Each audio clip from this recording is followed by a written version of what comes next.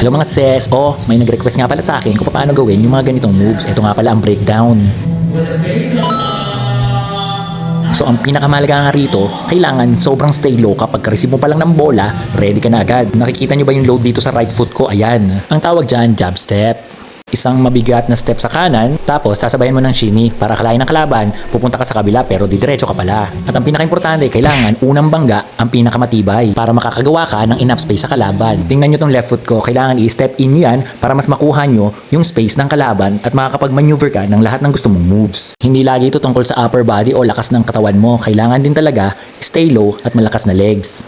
At pag nakuha mo na yung space ng kalaban, doon ka magkakaroon ng separation. Sabay turnaround at fadeaway shot. Sa ganitong pagkakataon, makakatira ka ng maayos at malayo sa kalaban mo. Panoorin natin ang full play ng move na ito.